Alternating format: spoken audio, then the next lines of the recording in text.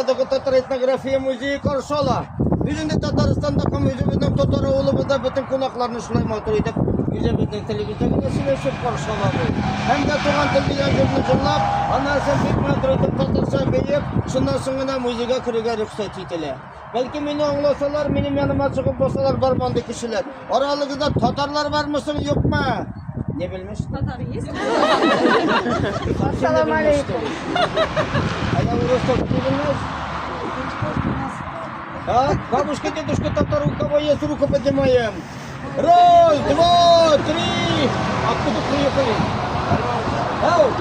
Воронеж, там точно татарки. Под открытым небом татараулы. У нас в республике Татарстан принято всех гостей встречаем гимном татарского языка.